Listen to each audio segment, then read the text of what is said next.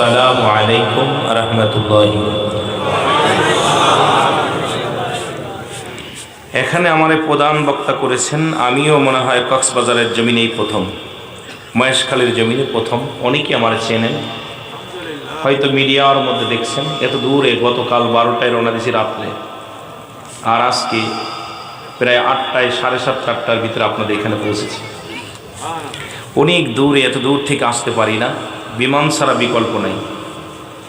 নিজের ভিতরে অত্যন্ত কষ্ট লাগতেছিল, অসুস্থ দেহ, কথা বলতে কষ্ট হয়। তবু আপনারা ভালোবাসেন। আমি মাগুরা থেকে ঢাকা 250 কিলো দূরে, ওখান থেকে আপনাদের এখানে কত দূরে? ওইরকম 300 কিলো হবে। আইডিয়ার পর দেখছি মোটামুটি 350 কিলো হবে। এইটা অনুমান করে দেখছি অনেক দূরত্ব। তবু ইসলামের স্বার্থে, মদিনাওয়ালার ইসলাম প্রচারের জন্য আল্লাহ তাআলা দয়া করে আসার সুযোগ দান করেছে, এসেছি। আল্লাহ রব্বুল আলামিন সবার হায়াতের মধ্যে বরকত দান করুক, সকল বলুন আমিন। তো বর্তমান জামানা মুসিবতের জামানা, এই জামানায় ঈমান রাখা বড় কঠিন। এই জামানা ভয়ঙ্কর একটা জামানা চলতেছে। আয়ামে জাহিলা জামানায় যে সমস্ত অন্ধকারের কথা আমরা ইতিহাসে পড়েছি, সেই অন্ধকারের চাইতেও অন্ধকার চলতেছে বর্তমান যুগে। জোরে বলেন ঠিক কিনা? জোরে চিল্লায় বলেন ঠিক কিনা? আমার কথা বোঝেন? আপনাদের ভাষার আমার ভাষা এক না। যেহেতু মাগুরা জেলার ভাষার আপনাদের এই মহেশখালীর ভাষা এক না, তবুও চেষ্টা করব আপনাদের বইয়ের ভাষা ব্যবহার করতে, আঞ্চলিক ভাষায় ব্যবহার করতে, যেটা আপনারা বুঝতে পারেন। একটা হলো জুমলায় খবরিয়া, একটাই জুমলায় হিংসায়া।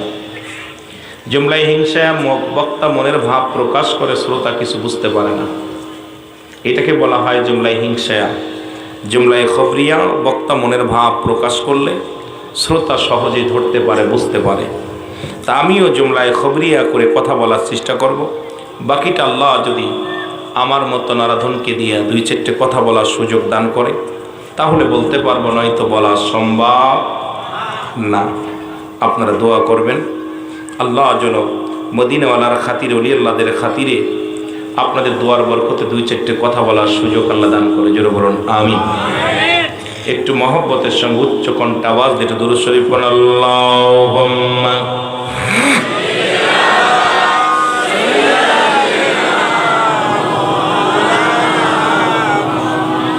ওয়ালা আলি সাইয়্যিদিনা।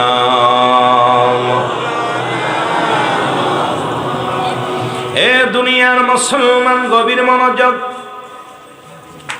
আল্লাহ তাআলা দয়া করে মায়া করে রিয়াজুল জান্নাহ, বেহেশতের বাগানে আপনাকে আমাকে আসার মতো, বসার মতো সুযোগ দান করল। এ সময় কত মানুষ জেলখানায়, কত মানুষ হাসপাতালে, কত মানুষ মৃত্যু শয্যায় সজ্জিত। আমার আল্লাহ হাসপাতালে নেন নাই, জেলখানায় নেন নাই, বাজার ঘাটে ঘোরাঘুরি করার সুযোগ দেন নাই। রিয়াজুল জান্নাহ, বেহেশতের বাগানে বসার মতো সুযোগ দান করল। একটু জোরে চিল্লায়া বলা যাবে না মারহাবা? এই মাটির বড় দাম, এই জায়গার বড় দাম। গতকালকেও ছিল বটতলা বাজার, আজকে কিন্তু সেই বাজার নয়, আজকে হলো রিয়াজুল জান্নাহ, বেহেশতের বাগান। ব্যক্তির জন্য জায়গার দাম বেড়ে যায়, বস্তুর জন্য জায়গার দাম বেড়ে যায়। আজকের দাম বাড়লো এই জায়গাটা কোরআন হাদিসের খাতিরে। ও মুসলমান, এই জায়গার দাম বাড়লো আলেম ওলামার খাতিরে। এই মাহফিলটার ময়দান আর গতকালকে বট বাজার হবে, বটতলা বাজার হবে। আজকে এর আগেও মাগরিবের আগ থেকেও ছিল বটতলা বাজার, এখন হলো বটতলা রিয়াজুল জান্নাহ, বেহেশতের বাগান। জোরে জোরে চিল্লায়া বলেন মারহাবা। এ মুসলমান, মদিনার মাটি, বাংলাদেশের মাটি। মদিনার মাটি গায়ে লাগলে গুনাহ সরে যায়। মদিনার মাটিগুলো হাজী ভাইরা গায়ে লাগায়, জীবনের গুনাহগুলো ঝরে যায়। আর বাংলাদেশের মাটি, ও মুসলমান, গায়ে লাগলে চুলকানি রোগ হয়, কারণ বাংলাদেশের মাটির এত গুণ নাই, বাংলাদেশের মাটির এত দাম বাড়ে নাই। মদিনার বুকে রাসূল ঘুমানোর কারণে, রাসূল থাকার কারণে, পদধূলি দেওয়ার কারণে ওই মাটির দাম বেড়ে গেছে। মাটিতে চুমা দিলে, মাটি গায়ে লাগলে গুনাহ ঝরে যায়, আর বাংলাদেশের মাটি গায়ে লাগলে চুলকানির ভয়। ধরে বলেন ঠিক কিনা? মাটিতে মাটিতে বেশ কম আছে কিনা? বাবারা, মদিনা শরীফে একখণ্ড পাথর আছে, যে পাথরের মধ্যে চুমা খাইলে গুনাহ ঝরে যায়। ঠিক কিনা? ঠিক। মদিনার মাটির মধ্যে এ মুসলমান কয়েকজন আলহাজ আছেন। আজকে যারা আজকের মাহফিলে আছেন অনেকেই আলহাজ আছেন, সভাপতি সাহেব আলহাজ। এইরকম মদিনার মাটিতে চুমা দিলে, মদিনার পাথরে চুমা দিলে জীবনের গুনাহগুলো ঝরে যায়। আর বাংলাদেশের পাথরে চুমা দিলে প্রস্রাবের গন্ধ পাওয়া যায়। পাথরেও বেশ কম আছে। জোরে বলেন ঠিক কিনা? আছে না? পাথর তো পাথরই, কিন্তু এক পাথরে চুমা দিলে গুনাহ ঝরে যায়, আর এক পাথরে চুমা দিলে প্রস্রাবের গন্ধ পাওয়া যায়। ঠিক কিনা? আমার ভাইরা, আমার বন্ধুরা, আমার এই জান্নাতের বাগানের দিকে বান্দা যখন রওনা হয়ে গেছে, প্রতিটা কদমে কদমে আমার আল্লাহ সগীরা গুনাহগুলো মাফ করে দিয়েছে। আস্তে কইবেন না, জোরে কইবেন।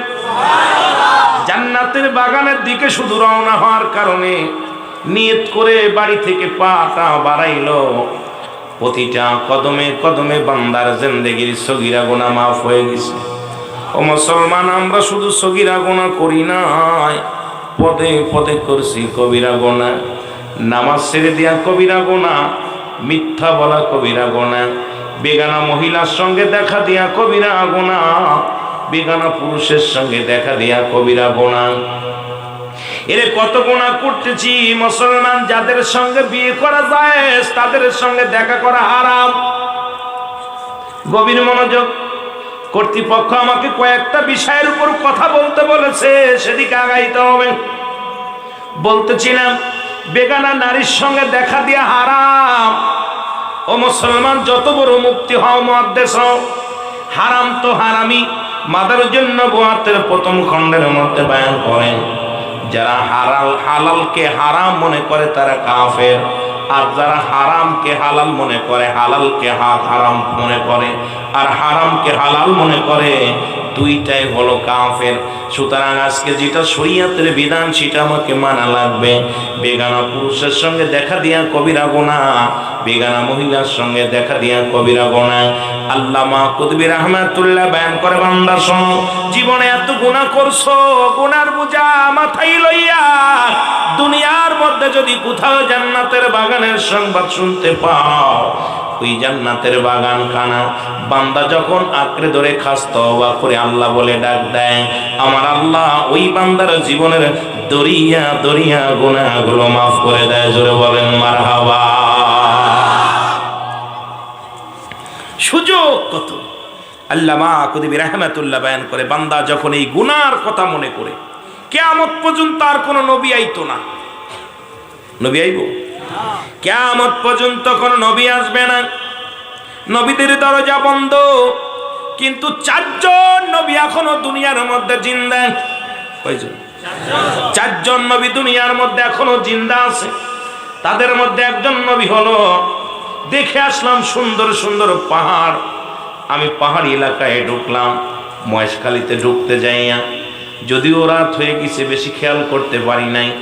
অত্যন্ত চমৎকার দেখার দৃশ্য, অত্যন্ত ভালো লাগছে, দৃশ্যগুলো অনেক মজা লাগছে।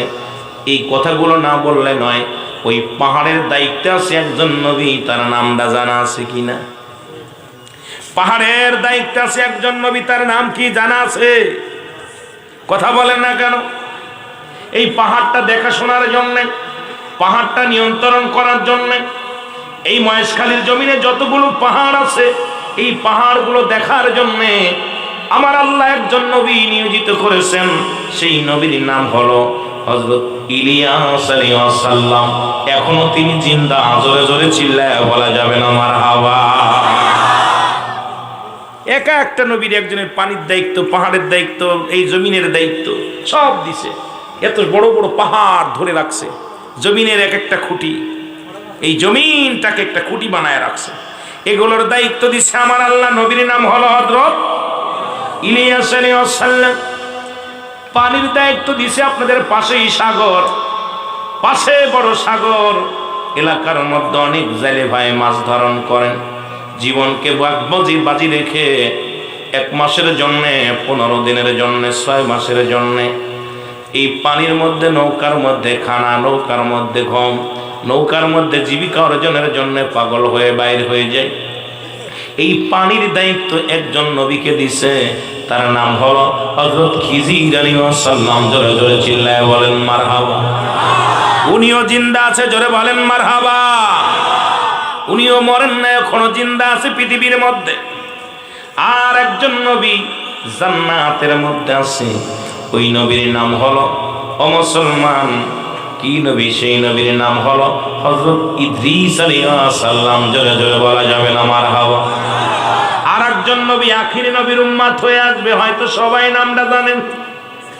এই নবী আফসোস করেছিল, দোয়া করেছিল, আমার আল্লাহ কবুল করেছিলেন। উনি আখিরি নবী রাহমাতুল লিল আলামিনের উম্মত হইয়া আমার আপনার নবী, নূরের নবী, রাহমাতুল লিল আলামিনের উম্মত হয়ে এই ধরা দামে আগমন করবে। এই নবীর নামটা একটু জোরে জানা থাকলে জোরে বলেন, নবীর নাম কি? মারহাবা। তাও জোর হয় না, এই 2-4 জন বলছে। নবীর নাম কি? হযরত ঈসা আলাইহিস সালাম। জোরে বলা যাবে না মারহাবা। এই 4 জন নবীর কথা ইতিহাস সাক্ষী দেয়। আর একজন নবীর কথা বলা আছে, তবে উনি আসবে কি আসবে না জানি না। ওনার কোন হালাতে উনি আসে মুসলমান শুনে নেন। নাম হলো হযরত মুসলমান জাকারিয়া আলাইহিস সালাম। অনেকে বলছে তাকে হত্যা করেছে বেঈমানের দলেরা, আবার কেউ বলছে আমার আল্লাহ উঠায় নিয়ে গেছে, আবার কেউ বলছে গাছের ভিতরে সাহায্য চেয়েছিল, গাছের মধ্যে চলে গিয়েছিল। অনেক ইতিহাস পাওয়া যায়। তবে উনি দুনিয়ার মধ্যে এখনো জিন্দা আছে কি, আছে কিনা, ওনাকে পাঠাইবে কি পাঠাবে না, এই বিষয়ে আমার অনেক দলিল দেখা নাই, আমি দেখি নাই। যদি কারোর দেখা থাকে আলহামদুলিল্লাহ। সবই যে আমার জানা থাকবে এমন কোনো বিষয় নাই। আমি যেটা জানি আপনি জানেন না, আপনি যেটা জানেন আমি সেটা জানি না। জানতার চাইতে মানতে হবে বেশি। ধরে বলেন ঠিক কিনা? আমার ভাইয়েরা, আমার বন্ধুরা, আমার যে কথাটা বলতেছিলাম লক্ষ্য করে শুনবেন। এই গুনাহগুলো, পৃথিবীর মধ্যে গুনার কথা বলতেছিলাম, কিয়ামত পর্যন্ত আর কোন নবী আসবে না। তওবার দরজা খোলা, তওবার দরজা খোলা। মানুষের মৃত্যু হয় 2টা টাইমে, একটা হলো রাতের বেলা, একটা হলো দিনের বেলা। এই 2টা টাইমে মানুষের মরণ হয়। পৃথিবীর মধ্যে আসার সিরিয়াল আছে, যার কোন সিরিয়াল নাই রে।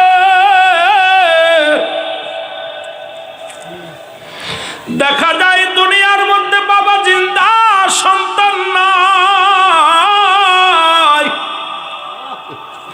দাদা জিন্দা, নাতি দুনিয়ার মধ্যে নাই। কি কখন চলে যাব কেউ বলতে পারি না। এই পৃথিবীর বুকে আসার একটা সিরিয়াল আছে, যার কোনো সিরিয়াল না। আল্লাহ, এই তওবার দরজা খোলা আছে। যেহেতু 2টা টাইমে মানুষের মৃত্যু হয়, একটা হলো রাতের বেলা, একটা হলো দিনের বেলা। দিন শুরু করেছিলাম, মৃত্যুবরণ করি নাই। রাত শুরু করেছি, এখনো মৃত্যুবরণ করিনি। পরবর্তী সময় তোমার জন্য কি নিয়ামত বয়ে আনতেছে তুমি নিজেই জানো না। জোরে বলেন ঠিক কিনা? এই জন্য বেশি বেশি তওবা করেন, আমার সাথে তওবা করেন। আস্তাগফিরুল্লাহ রাব্বি মিন কুল্লি যামবি আতুবু ইলাইহি। আস্তাগফিরুল্লাহ রাব্বি মিন কুল্লি যামবি আতুবু ইলাইহি। একটু আল্লাহর কাছে প্রার্থনা করে না, আমি পাপী অপরাধী মওলা, তোমার দয়া চাই।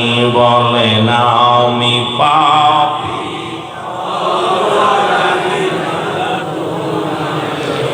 এর তুমি যদি না করো দয়া,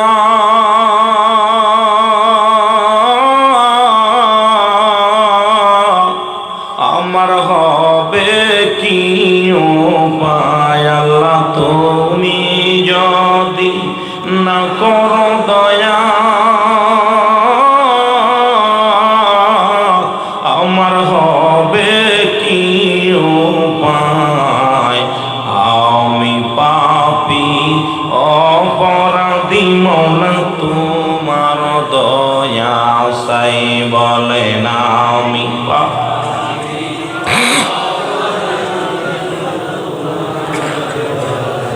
হই আমি সংসারের মায়ায় পড়িয়া,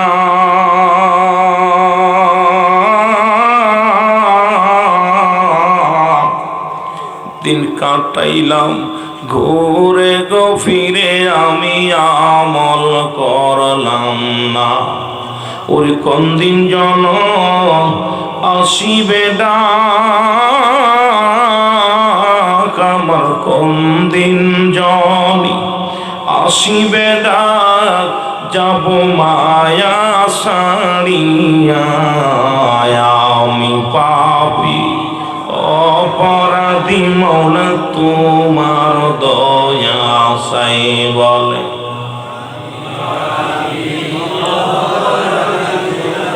ভাই মাহফিলে বসেছেন, দুইটা জিনিস পাওয়া যাবে, একটা রহমত, একটা গজল। আমিও যত মাহফিলের ময়দান আলোচনার মধ্যে গজল গাওয়ার পক্ষে না, তো দুই একটা গাইতে হয় মাঝে মাঝে যুবকদের জন্য। চোখের পানি ফেলবেন, এই চোখ দূরে জাহান নামে যাবে না। এখন তো আর ওয়াজের ময়দান, ওয়াজ নাই, শুধু গালিগালাস, কে কারে ধরবে, কে কাকে কষ্ট দিবে। এখন রক্তের সাথে বেঈমানি করা শুরু করেছে, কে সুন্নি কে বাতিল, বাতিলেরা বাতিলদের বিরুদ্ধে, আমাদের পক্ষে যারা আছে এরাও আমাদের বিরুদ্ধে। এটা ওয়াজের ময়দান একটা রহস্য তামাশার যুগ হয়ে গেছে। এখন মানুষ ইমান নিয়ে কবরে যাওয়ার দুরস্কার, সাধারণ পাবলিক বিপদের আছে, কোনটা মানবো কোনটা মানবো না, রক্তের সাথে বেঈমান, যেটা বলেন ঠিক কিনা। এই জামানায় ঘোর বিপদের জামানা।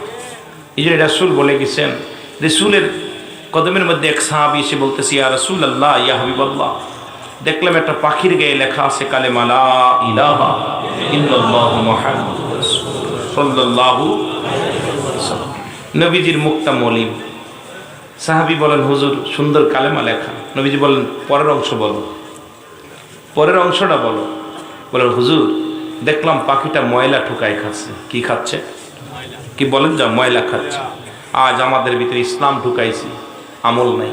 দাড়ি টুপি জুব্বার মধ্যে নবী আছে, অন্তরের ভিতরে নবী নেই। অসংখ্য মানুষ আজকে কোরআন পড়তে জানি, নামাজে গাফিলতা, আজকে আমলে গাফিলতা। আজকে দেখেন হক জানিও হক আদায় করতেছি না। সমাজ এত বড় একটা নিকৃষ্ট সমাজ হয়ে গেছে, যে সমাজের ছলনায় পড়ে মানব জাতি অবহেলায় দিন কাটাইতেছে। মরণের চিন্তা কারোর ভিতরে নেই, জোরে বলেন ঠিক কিনা। আমার মুসলমান বাবারা গভীর মনোযোগ। আমি যে পীরের মুরিদ, উনি বলতেন, বাবা শোনো, এমন একটা জামানা আসবে আগুন রাখা যাবে হাতের উপরে, কিন্তু ঈমান রাখা যাবে না। আগুন রাখা যত সহজ হয়ে যাবে, ঈমান রাখা যাবে না। সকালে ঈমান আনলে বিকেলে ঈমান চলে যাবে, বিকেলে ঈমান আনলে রাত্রে ঈমান চলে যাবে। সকালে ফজরের নামাজ পড়ে ঈমানটা মজবুত করেছেন, বাজার পর্যন্ত আস্তে আস্তে গিবাত অহংকার হমিকার মধ্যে পড়ে আপনার ইবাদত ঈমানটা সর্বনাশ হয়ে যাবে। জোরে বলেন ঠিক কিনা। এই জন্য ঘোর মুসিবতের জামানা। মুসলমান শোনো, আমি যে কথাগুলো বলতেছিলাম দাদু ভাইয়েরা শুনে নেন। হযরত ওমর ফারুক রাদিয়াল্লাহু তাআলা আনহু, উনি ছিলেন ইসলামের দ্বিতীয় খলিফা। আল্লাহু আকবার বলেন না।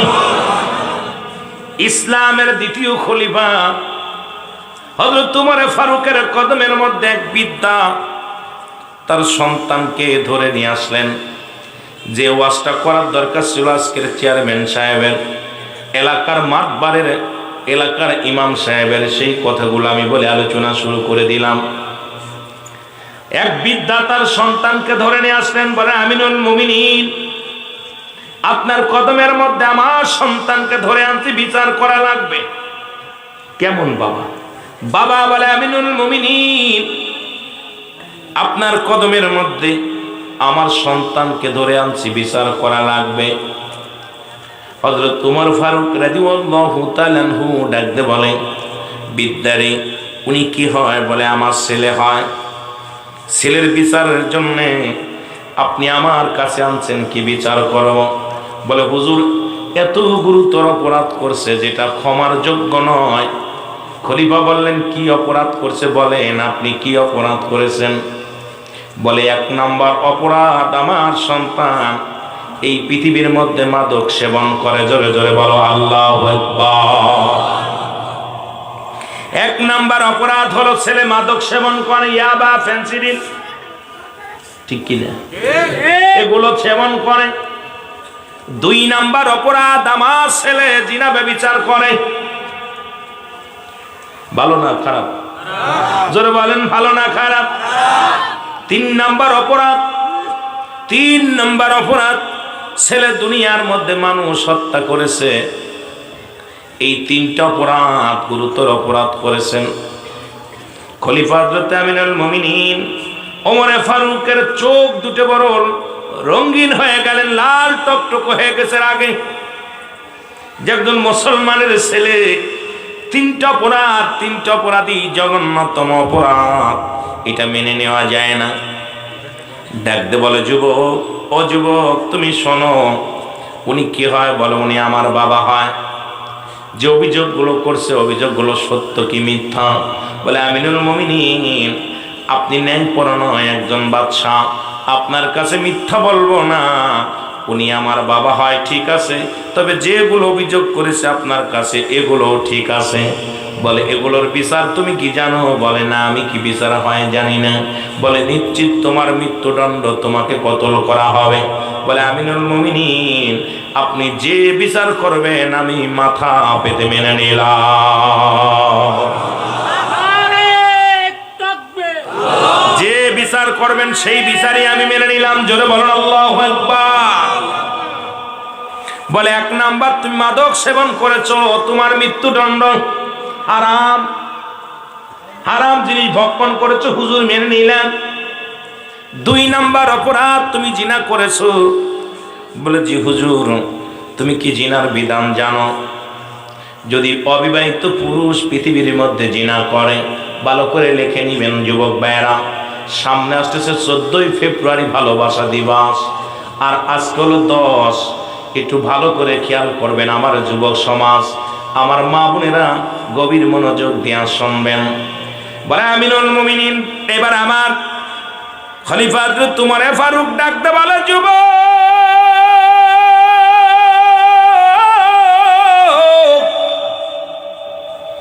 তুমি কি জিনার শাস্তির বিধান কি জানো?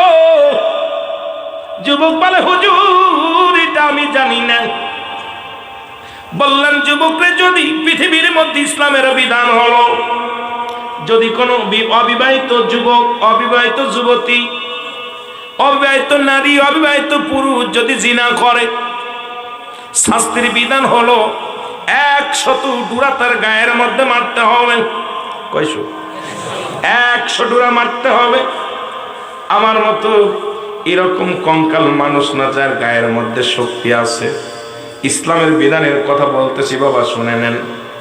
এই যুবক যদি কয়েকটা বেতের আঘাত মারলে যদি মারা যায়, এই যুবকটাকে গোসল করাতে হবে, কাফন পরাইতে হবে, জানাজার নামাজ আদায় করতে হবে, এরপরে তার দাফন দিতে হবে। ওই কারণ অবিবাহিত থাকার কারণে সে কাফন পাবে, জানাজা পাবে। ও মুসলমান শুনে যান ভালো করে, দিলের কান্ডা লাগায় শোনো। এরপরে বাকিগুলো বেতের আঘাতগুলো, চাবুকের আঘাতগুলো ওই কবরের উপরে দেওয়া লাগবে। জোরে জোরে বলো আল্লাহু আকবার। একটা বিচার যদি আপনাদের এই বটতলা বাজারের জমিনে হতো, যদি বাজারে মহেশখালীর জমিনে হতো, আল্লাহর কসম করে বলি, আমার মন বলে এলাকার মধ্যে যুবক যুবতী আর পার্কে যেত না, অন্যর বউর হাত ধরে টানাটানি করতো না, অন্যর মেয়ে নিয়ে পার্কে ঘোরাঘুরি করতো না, রিসোর্টে যেত না। কারণ একটা বিচার যদি এই আপনার জমিনের মধ্যে হতো, চিরতরে যুবক যুবতীর জিনা ব্যভিচার বন্ধ হয়ে যেত। জোরে বলেন ঠিক কিনা? আল্লাহ, আস্তে আস্তে বাবা, ওয়াজ করে শেষ করতে পারবো না, সময় নষ্ট করলে আপনাদের লস হবে। তাকবীর দরকার আছে। এই যে সুন্দর একটা তাকবীর দিচ্ছেন, তাকবীরের বিষয়টা আমি একাধিকবার আলোচনা করেছি। রাসূল বলেছেন, আমি দেখতেছি অচিরেই দেখতেছি পূর্বাঞ্চল থেকে একটা জাতি বাইর হবে, তাদের জবানে থাকবে নারায়ে তাকবীর, আল্লাহু আকবার, নারায়ে রিসালাত, ইয়া রাসূলুল্লাহ। এই তাকবীর দিতে দিতে আমি নবীর রওজা পর্যন্ত আগমন করবে। এখন মদিনার পরে পূর্ব দিকে দেশ বলতে মুসলিম দেশ বাংলাদেশটাকে বোঝায়। কোন দেশ? জোরে বলেন না, কোন দেশ? বাংলাদেশ। বাংলাদেশের পরে আর কোনো মুসলিম কান্ট্রি নাই। সুতরাং আর বাংলাদেশের শেষ প্রান্তের লোক খাগড়াছড়ি, আপনাদের এলাকা কক্সবাজার, চট্টগ্রাম, কথা বোঝেন? আমার ভালো করে বুঝে নিন, আমার আর বুঝতে বাকি নেই। আমার ক্ষুদ্র জ্ঞান দ্বারা আমার মন বলে এখান থেকেই, এই কক্সবাজার চট্টগ্রাম থেকে আল্লাহর আর রাসূলের আশিকগণ নারায়ে তাকবীর নারায়ে রিসালাত স্লোগান দিতে দিতে কাফেলা করে মদিনায় যাবে। জোরে বলেন আল্লাহু আকবার। আল্লাহ এই কাফেলার মধ্যে শরীক হওয়ার জন্য তৌফিক দান করে আল্লাহ। কারণ যেভাবে জুলুস করে, যেভাবে নবীর ইশকে দেওয়ানা, বাংলাদেশের অন্য কোনো জেলায় নেই, অন্য কোনো বিভাগে নবীর প্রেমিক পাওয়া যায়, কিন্তু এইরকম নবীর ইশকে দেওয়ানা পুরা পুরা চায়, এটা কঠিন ব্যাপার। জোরে বলেন ঠিক কিনা? এই জন্য আমার মন বলে, আমার বিবেক বলে, কারণ রাসূলের কথাটা আমি যখন আপনাদের এলাকায় আসি, যখন নবীর ইশকে দেওয়ানা যখন দেখি, তখন নবীজির কথা বললেই দেখি ধনী গরিব সবাই আহারে জুলুস হলো। দেখলাম এই বছরের আগের বছর বৃষ্টির ভিতরে দেখেছিলাম চট্টগ্রাম চৌরাস্তা রাস্তাঘাট কানা কোড়া লেলা সবগুলো তাকবীর নারায়ে রিসালাত ইয়া রাসূলুল্লাহ, নারায়ে তাকবীর আল্লাহু আকবার ধবলে দিতে দিতে দিতে আহলান সাহলান। আহা আশ্চর্য হয়ে গেছিলাম যে নবীকে কত ভালোবাসলে এইরকম বৃষ্টির ভিতরে, রোদ বৃষ্টি নাই, পাগলের রাস্তায় নামতে পারে। আল্লাহ ওই কাফেলা যেন এখান থেকে শুরু হয়। জোরে বলুন মারহাবা। আরো জোরে বলুন। কষ্ট পান? আমার ভাইয়েরা, আমার বন্ধুরা, আমার গভীর মনোযোগ। বিবাহিত পুরুষ যদি জিনা করে তো গেল অবিবাহিত। বিবাহিত পুরুষ যদি, বিবাহিত নারী যদি জিনা করে, অনেক বাবারা আছেন যারা মাসকে মাস নদীতে মাছ ধরেন, বিবি এদিকে পরক্রিয়ার মধ্যে পড়ে যায়। ভালো করে শুনে নেন, যদি কোনো বিবাহিত নারী, বিবাহিত পুরুষ যদি জিনা ব্যভিচার করে, শাস্তির বিধান হলো সর্বপ্রথম তার মাটির ভিতরে পুঁততে হবে নারী পুরুষকে। এই বুক পর্যন্ত মাটির ভিতরে পোতা লাগবে। এরপরে কঙ্কার মারতে হবে, পাথর ছুঁড়ে মারতে হবে, যতক্ষণ পর্যন্ত মৃত্যুবরণ করবে না। যতক্ষণ পর্যন্ত মৃত্যুবরণ করে না ততক্ষণ পর্যন্ত পাথর ছুঁড়ে মারতে হবে। নিশ্চিত যখন হয়ে যাবেন মৃত্যুবরণ করেছে, তখন আবার মাটি খুঁড়ে তাদেরকে উঠাইতে হবে। মুসলমান শুনে নেন, উঠায় তাদেরকে এই দুনিয়ার মধ্যে বিবাহিত নারী, বিবাহিত পুরুষ কোনো গোসল পাবে না।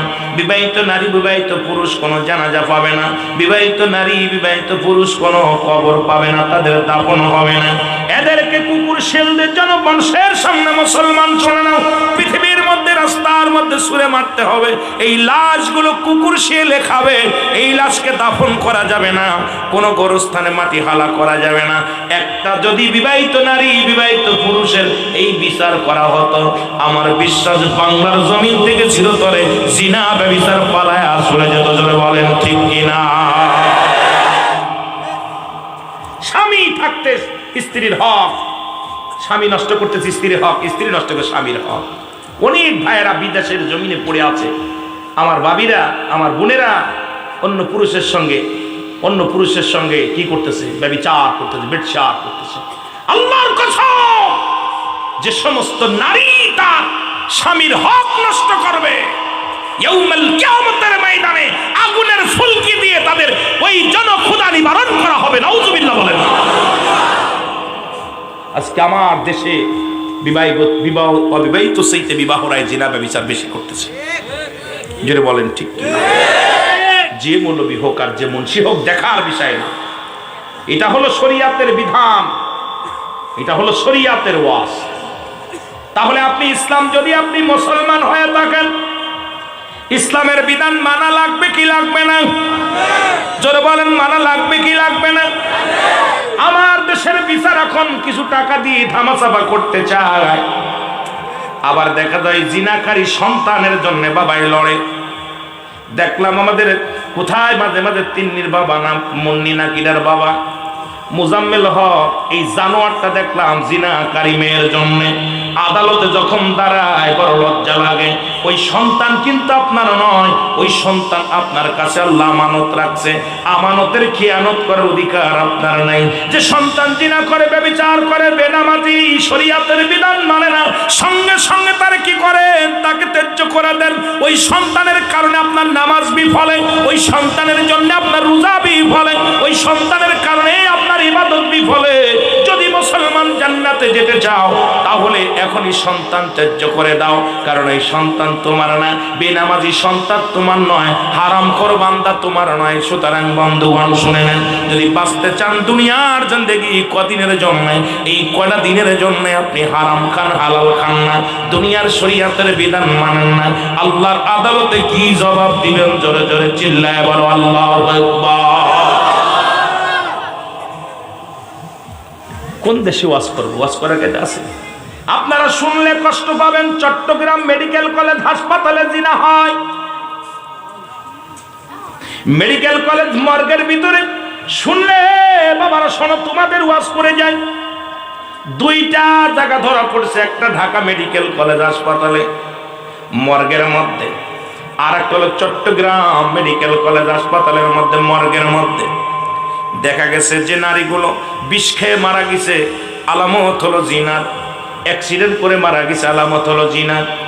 মুসলমান শুনে নাও, কি করেছে? গলায় দড়ি নিয়ে মারা গেছে, আলামত হলো জিনার। ডাক্তাররা বড় প্রেশানিত হয়ে গেল, হাকিকতটা কি? এবার তাদেরকে ডোমদেরকে জেল, তাদেরকে রিমান্ড দেওয়া হলো। রিমান্ড দেওয়ার পর তারা স্বীকার গেছে, একটা নয় দুটি নয়, যখন আমরা মানুষগুলো যখন পোস্টমর্টম করাতে যাই, যখন কাটতে যাই, লাশগুলো টেবিলের পর উঠায় যখন কাপড়গুলো খুলে যখন কাটতে যাই, আগে তার সঙ্গে জেনাবে বিচার করে নি। আরে বাংলাদেশের মুসলমান, চট্টগ্রাম থেকে তোমরা ধ্বনি দাও, নবীজির ধ্বনি দাও, আল্লাহু আকবার ধ্বনি দাও, অথচ চট্টগ্রামের জমিনে মেডিকেল কলেজ হাসপাতালে যেখানে মর্গের মধ্যে জিনা হয়, আল্লাহর মাহবুব বান্দা থাকার কারণে আল্লাহ আমাদের জিন্দা রাখছে, নাই তো আমাদেরকে চিরতরে বিদায় করে দিত আমার আল্লাহ। জোরে জোরে চিল্লায় বলেন ঠিক কিনা? হে যুবকের, আমি মিছা কথা কইছি? আমি আশ্চর্য হয়ে গেছি দাদু ভাই, কষ্টে বুকটা ফেটে গেছে যে এইটা যদি আমেরিকা হতো মেনে নিতাম, শ্রীলঙ্কা হলে মেনে নিতাম, ভারত হলেও মেনে নিতাম। আর যে দেশে আমাদের প্রায় 95% মুসলমান, সেই রাষ্ট্রে মরা মানুষের সঙ্গে জিনা হয়, আর এখনো আমরা মৌলবীরা চোখ বন্ধ করে রয়েছি। ওঠো, জাগো সুন্নি মুসলমান, ঠিক কিনা? জাগো সুন্নি মুসলমান, জাগো সুন্নি মুসলমান, এগো ময়দানেতে লড়তে হবে, ময়দানে তোমার আছে কি ঈমান? জাগো সুন্নি মুসলমান, জাগো সুন্নি মুসলমান, আজি ময়দানেতে লড়তে হবে, আজি ময়দানেতে তোমার আছে কি ঈমান? জাগো সুন্নি মুসলমান। মারহাবা বলেন। আমি নিজেরে খুব কষ্ট পাইছি। কোথায়? এই যে আল্লাহ করোনা দিল, শেষ করে দিল।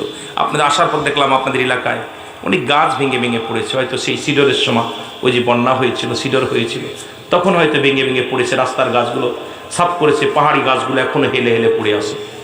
এত গজব দিছে আল্লাহ। এই গজবগুলো আল্লাহ পাক আমাদের মধ্যে দাঁত দিছে। আল্লাহ আমাদেরকে মাফ করুক। জন্য আমার ভাইয়েরা, আমার বন্ধুরা, আমার শোনা নাও, খলিফা হযরত উমর ফারুক মনে আসেনি বাবা? মনে আসেনি? খলিফা হযরত উমর ফারুকের উমর ফারুক বলেন, যুবক, তুমি গুরুতর অন্যায় করেছো, মানুষ হত্যা করেছো, এটাও তুমি অপরাধ করেছো, তোমার মৃত্যুদণ্ড। যুবক ডাক দে বলে, আমিনুল মুমিনিন, আপনার কাছে আমি অনুরোধ করি, আমার বিচার করবেন, আমি মেনে নিলাম। মৃত্যুদণ্ড দিবেন, আমি মেনে নিলাম। তবে আমার বিচার করার আগে আমার আব্বার বিচারটা করা লাগবে। আমার বিচার করার আগে কার বিচার করা লাগবে? কথা বলেন না কেন? কার বিচার করা লাগবে? আব্বার বিচার করা লাগবে। কারণ আমার আব্বা জান বড্ড ভুল করেছে। সর্বপ্রথম সে আমাকে একটা ভালো মা দেয় নাই, এমন একটা মা দিছে যে মাটা হলো জিনাকারিনী। এমন একটা মা আমাকে দিছে, মায়ের কোল হলো প্রাথমিক বিদ্যালয়। সেই মা আমাকে কোনোদিন এইগুলো বিধান শিক্ষা দেন নাই। আমার মায়ের মাথায় কাপড় থাকতো না, আমার মা বেগানা পুরুষের সঙ্গে চলাফেরা করত, আমার মা পৃথিবীর অন্য পুরুষের সঙ্গে জিনা ব্যভিচার করত। সুতরাং পৃথিবীর মধ্যে এক নাম্বার ভুল করেছে আমার আব্বা জান, সে আমাকে একটা ভালো মা দেয় নাই। আজকে যারা বিয়ে করিস নাই তাদের হাতে ধরে বলে যায় যুবকেরা, প্রয়োজন হলে একজন রিক্সা চালকের মেয়ে বিয়ে কর, একজন মুসলিম মেয়ে বিয়ে কর, দুঃখ নাই। সে মেয়েটা পর্দা করে, যে মেয়েটা নামাজ পড়ে, যে মেয়েটা ইসলামের বিধান মানে, এমন একটা মেয়ে যদি তোমার কপালে জুইটা যায়, এই দুনিয়ার বুকে শান্তি পাবি রে যুবক। আজকে আমরা সুন্দরী পুজরি হয়ে গেছি, এখন ধলা চামড়া দেখলেই পাগল হয়ে যায়। ওই ধলা চামড়ার মধ্যে আজকে গজব, ওই ধলা চামড়া দেখায় তোর দাদারে খাইছে, তোর দাদিরে খাইছে, তোর বাবারে খাইছে, তোর চাচারে খাইছে, তোরও খাবে ধলা চামড়া দেখাইয়া। দুনিয়ার মধ্যে যার ভিতরে কোরআনের জ্ঞান নাই, যার ভিতরে হাদিসের জ্ঞান নাই, যার ভিতরে পর্দার বিধান নাই, যার ভিতরে মুসলমান ইমানের বিধান নাই, এই মহিলা যদি তোর সংসারে আসে, তোর সংসারটা শেষ করে দিবে। জোরে জোরে বলেন ঠিক কিনা? আগের যুগে যখন ছেলেরা বিয়ে করতে যেত, দেখতাম মুরব্বীরা আগে দেখতো মেয়ে কালো হোক, আগে দেখতো তার নানার কুল, নানির কুল, মাতৃকুল, পিতৃকুল, মেয়ে কোরআন শরীফ পড়তে পারে কিনা, দোয়া কুনুত পারে কিনা, আত্মায়াতু পারে কিনা, কোরআন শরীফ পড়তে পারে কিনা, সূরা কিরাত পারে কিনা, তারপর দেখতো ওর মা শ্বশুর শাশুড়ি খেদমত করে কিনা। যে এখন আমাদের যুগের মেয়েরা ছেলেরা সাদা চামড়া ধলা চামড়া দেখে ভুলে যাস না।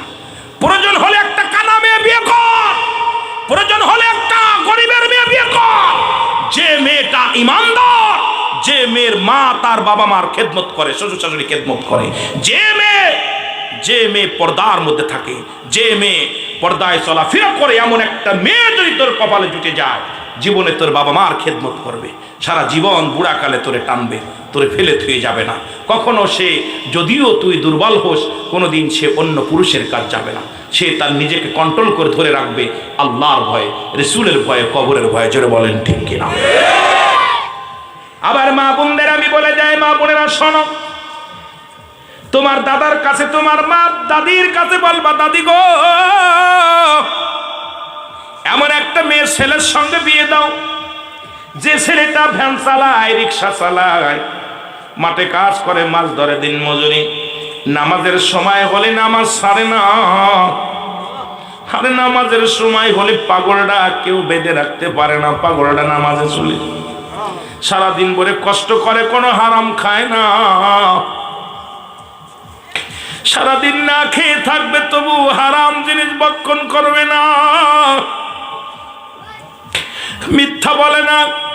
এমন একটা ছেলে, দাদি গো, বাবা গো, মা গো,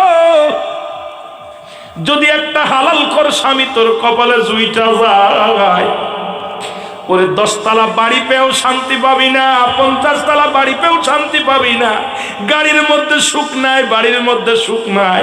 যেখানে আবাদান আবাদান চিরস্থায়ী থাকবে কবর জগতে, ওই জায়গা যদি শান্তি পাতি চাস মা, একজন হালাল ইমান খরব ইমানদার বান্দারে বিয়ে কর, জীবনে সুখী হবি রে মা, জীবনে সুখী হবি। কারণ এই দুনিয়ায় কষ্ট করে যদি যাইতে পারো, ইমানটা বাঁচাইয়া, মৃত্যুর পরে জান্নাতি গেলে মান দিবে 70টা করিয়া, একটা দুটি নয়। আমার মতোই কালো মার্কা পুরুষ নয়, এমন পুরুষগুলো দিবে। মুসলমান শুনে নাও, পৃথিবীর যুবকের সঙ্গে তার ওই যুবকের কোনো তুলনা হয় না। এত সুন্দর যুবক দিবে, একটা নয়, দুটি নয়, 70টা করে 70টা করে গেলে মান। পুরুষের জন্য থাকবে 70টা করে নারী হুর, আর মহিলাদের জন্য 70টা করে মদন পুরুষ গেলে মান থাকবে। এইগুলো আমার আল্লাহ তোরে জান্নাতের মধ্যে দান করবে। যখন তুই জান্নাতি হয়ে যাবি, জোরে জোরে চিল্লায় বলা যাবে না আমার হাওয়া। একটু কষ্ট কর মা। আজকে দুনিয়ার মধ্যে আমরা এর জন্য আজকে সুখের শান্তি সব চলে গেছে। এই জন্যে বাবা তোদেরকে বলে যায়, তোদের অনুরোধ করে যায়, ধলা চামড়া দেখে ভুলে যাস না। এগুলো সমাজ নষ্ট করতেছে। তাই বলে তাদেরকে আমি বিরোধিতা করতেছি না। যে সমস্ত মেয়েগুলো দাউস, শুনে নাও, নবী বলছে দাউসের কথা। ওই দাউসের পিতা মাতাও বিনা হিসেবে জাহান্নামে যাবেন। দাউস কারা?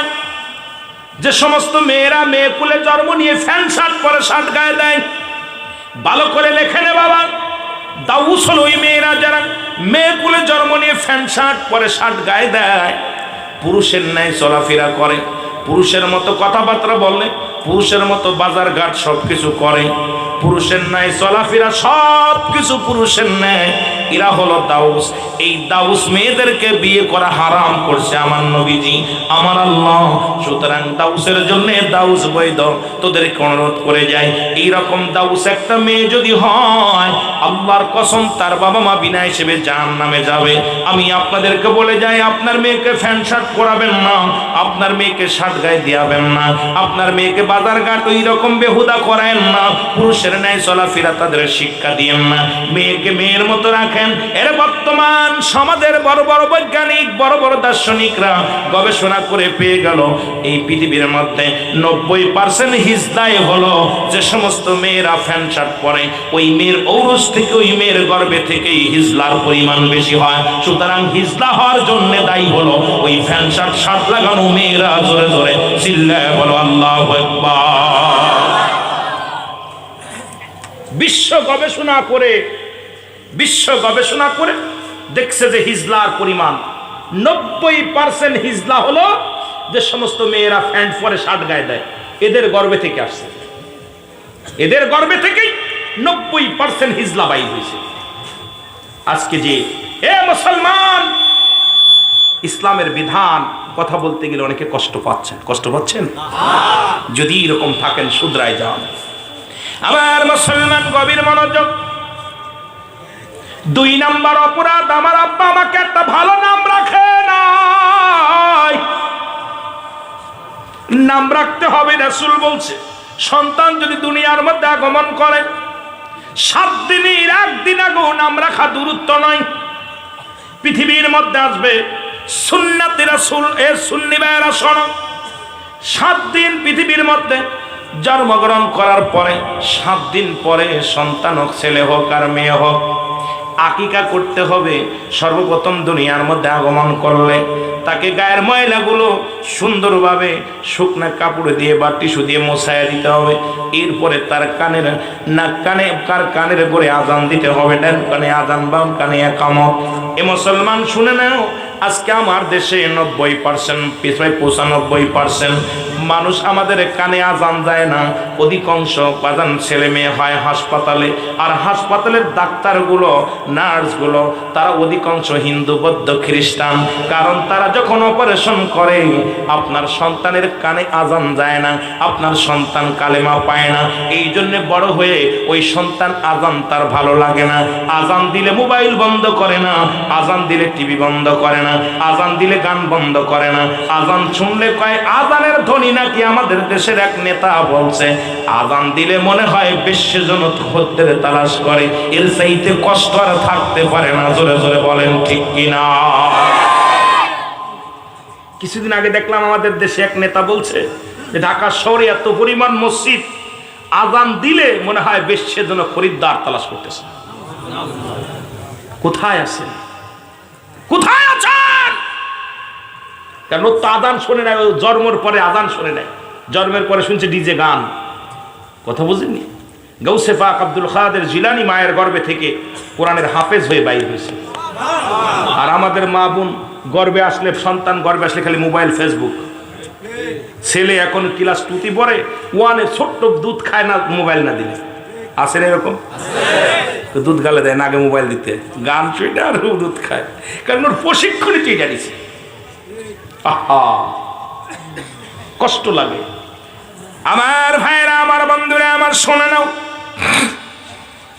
সুন্নাতে রাসূল হলো এখন কেমনে করবেন? যখন গর্ভবতী মা 7 মাস 6 মাস গর্ভবতী হয়, আমরা আলতাসন করে নাম রাখা হয়। নামটা রাখে, ছেলে হলি নাম রাখে, মেয়ে হলে নাম রাখে। আমার মুসলমান বাবারা শুনে নে, যদি ইসলাম মানো 7 দিনের 1 দিন আগে নাম রাখলে সুন্নাতে রাসূল হবে না। এরম অনেক আমরা ভুল করি, এই ভুলটা কিন্তু অনেকেই করি। আবার অনেকেই দেখা যায় বাসর রাত্রে নাম রাখা হয়ে যায়। বাসর ঘরে ঢুকে স্ত্রী কয় স্বামীরে আমি মনে মনে নিয়ত করছি যদি আমার একটা মেয়ে হয় নাম রাখবো কারিনা। কি নাম? এখনো মিল এখনো দুজন কথাবার্তা কেবল চলতেছে, নাম রাখা হয়ে গেছে মেয়ের নাম। ছেলে বলতেছে ও যে বিবিরে, আমি তো মনে মনে করছি একটা ছেলে হবে, আমি ছেলে হলে আমার ছেলের নাম রাখবো শাহরুখ খান। কি খান? হায় রে বুকা, তোর ওই সন্তান জীবনে নামাজি হবে, ওই সন্তান হবে বেনামাজি, বেয়াদব, চকলখোর, খুনি, গাঁজাখোর, মদখোর। কারণ রাসূল বলছে পৃথিবীর মধ্যে সন্তান ভূমিষ্ঠ হওয়ার পর 7 দিনের একদিন আগে নাম রাখা দূরত্ব নাই। জোরে বলো আল্লাহু আকবার। নবীর কথা ওভারটেক করে বিয়ে করা পরে নাম রাখা যায়। আহা, বেড়াইতে যায়, হাত কান দেন না কেন, ভয় পান নাকি? কয় বান্ধব কি বোর সাথে যুক্তি করে, মেয়ে হলে কি নাম রাখবা, ও কয় ছেলে হলে কি নাম রাখবা। আহা, বাইরে কথা কইতেছে, নাউজুবিল্লাহ বলেন না। আহারে, এই সন্তান আলেম হবে, এরপরে যখন 6-এ পরে পরের মেয়ের হাত ধরে টানাটানি করে, ছেলের হাত ধরে, আর হুজুর একটু দোয়া করেন, ছেলে পড়ালেখা করে না, হুজুর দোয়া করেন। হুজুরের পানি পড়ায় কোনো কাজ হবে না, হুজুরের নাকশি পড়ায় কোনো কাজ হবে না, তোর কপাল তুই নিজে পুরাই সহ্যরে বলেন ঠিক কিনা? এর দুর্নীতির ওই যাত্রায় বসে জাহির করে জ্ঞান, কলম দিয়া কামাই টাকা, কলম দিয়া কামাই টাকা, আবার ধরে সাধুর ভান। ওরা শিক্ষিত শয়তান, ওরা শিক্ষিত শয়তান, ওরা আওয়াজ হবে জোরে জোরে। এর দুর্নীতির ওই যাত্রায় বসে জাহির করে জ্ঞান, বলেন জাহির করে। এর কলম দিয়া কামাই টাকা, আবার ধরে সাধুর ভান। ওরা শিক্ষিত শয়তান, ওরা ওরা হলো জাতির নাকি মহামারী মহাতন, ফাইলে কলম ঠাকাইয়া চালায় ওরা নির্যাতন। ঘুষের টাকায় ওদের ভুড়ি, ঘুষের টাকায় ওদের ভুড়ি, করে যে টান টান। ওরা শিক্ষিত, আরো জোরে বলেন ওরা শিক্ষিত শয়তান, ওরা। আবার স্কুল কলেজের দিকটা ভাই দেখো না চোখ মেলিয়া, মেয়েরা সব পয়সাড়িয়া আছে শুধু প্রেম লইয়া। খালি যোগ আর যোগ, বি বি যোগ সি, যোগের মধ্যে পালি কি, জোরে কোন ঠিক কিনা? খালি যোগ। এই মাঝে মাঝে মসজিদের বারান্দাও লিখিত আর যোগ বি, বি যোগ সি, জোরে বলেন ঠিক কিনা? জিগাইলাম একদিন এক ছেলেরে, এই বি যোগ বি লিখে রাখছে, আমাকে কি বুঝাইছে? কয় বিতে বাবু, বিতে বিথি। কাম সারছে, হুজুর বোঝেন না? আমি বুঝলাম না তো, কত বোঝেননি? ক্লাসের মধ্যে ঢুকে খালি দেখি ওয়ালের মধ্যে খালি যোগ লেখা, খালি চকদের চোখ যোগ লেখা, ইট দিয়ে যোগ লেখা, পাইলো কি এর মধ্যে জোরে বলেন ঠিক কিনা? আবার স্কুল কলেজের দিকটা ভাই দেখো না চোখ মেলিয়া, ছেলেরা সব পয়সাড়িয়া আছে শুধু প্রেম লইয়া। আরে অস্ত্র যে তার সঙ্গের সাথী, অস্ত্র যে তার সঙ্গের সাথী, হইতেছে মস্তান। ওরা শিক্ষিত শয়তান, ওরা শিক্ষিত শয়তান, ওরা। রাগ করেন? আগের যুগে তারাও লেখাপড়া করছে, তাদের হাতে থাকতো কলম, খাতা, বই, আর আমাদের ছেলেদের হাতে থাকে পিস্তল, ডেগা। রে বিশ্ববিদ্যালয়ে গেলে যায় দেখি মা পকেটের মধ্যে বড় বড় এইরকম রামদানি নিয়ে করে, আরে কি রে বাবার বাবা। যাদের হাতে থাকার দরকার ছিল কলম, যাদের হাতে থাকার দরকার ছিল বই, যাদের হাতে থাকার দরকার ছিল খাতা, তাদের হাতে পিস্তল। পিরাই আমরা দেখি ফেসবুকে, জোরে বলেন ঠিক কিনা? দেখি না, দেখি না? হাই রে লেখাপড়া সব শেষ। এখন কে লেখাপড়া চলে গেছে ওই যে শরীফা থেকে শরীফ, নাকি শরীফ থেকে শরীফা, শরীফ থেকে পোলা বানু, রকম লেখাপড়া। এখন অস্ত্র ঢুকাচ্ছে ভিতরে, কথা কইতে নিবা সন্ত্রাস। হিসাব করে মিলাইবেন, দেখবেন বাংলাদেশে প্রায় 100% বললে ভুল হবে, বাংলাদেশে 100% মানুষ ঘুষখোর হলো শিক্ষিতরা। জোরে বলেন ঠিক কিনা? সুশিক্ষায় শিক্ষিত হতে পারবে, সুশিক্ষায় শিক্ষিত না হতে পারে। কারণ আমার কৃষক ঘুষ খায় না, ভ্যান চালক ঘুষ খায় না, রিক্সা চালক ঘুষ খায় না। ঘুষ খায় বড় বড় ডিগ্রি নিয়ে বিদেশ থেকে চেয়ার দখল করছে, মন্ত্রণালয়ে বৈশা বৈশা লক্ষ লক্ষ টাকা ঘুষ খায়। জোরে বলেন ঠিক কিনা? আবার তারা ভাষণ দেয়, নীতির ভাষণ। নেতার ভাষণ শুনলে একদম পাত্তে মাথা পর্যন্ত জলে, জোরে বলেন ঠিক কিনা? এমন ভাষণ দেয় ঈদের ময়দানে দাঁড়াইয়া, মাহফিলের ময়দানে, অথচ দেখা যায় অফিসে বইয়া বইয়া আজকের দিনই 60,000 70,000 কামাইছে। কথা কন না কেন? কথা কন না। বিদেশ থেকে ডিগ্রি নিয়া আইয়া এই সমস্ত ছেলেরা যারা ঘুষ ছাড়া যাদের কলম চলে না, এরা কি মানুষ নাকি অমানুষ? যারা বলেন মানুষ না অমানুষ? যে ডাক্তারের কাছে রুগী মারা যায়, অপারেশন করে না টাকার জন্য, এই ডাক্তার কি মানুষ না অমানুষ? যারা বলেন মানুষ কি অমানুষ? যে শিক্ষকের কাছে প্রাইভেট না পড়লে ফেল করায় দেয়, শিক্ষক কি মানুষ না অমানুষ? যারা বলেন মানুষ কি অমানুষ? এরে বন্ধু, এখন যে সন্তান বুড়া বয়সে তার বাবা মারে ভাত দেয় না, এ কি মানুষ না অমানুষ? যারা বলেন মানুষ না অমানুষ? এখন আপনি বুকে হাত দিয়ে বলেন কয়টা মানুষ বসে আছেন? বুকে হাত দিয়ে নিজের কথা নিজে বলেন। অ্যারিস্টটল, সক্রেটিস এই জন্য বই লেখাপড় বলছেন নো তাইসেল, নিজেকে নিজে চিনতে হবে। আমি এখন নিজের প্রতি প্রশ্ন করেন, আপনি কে?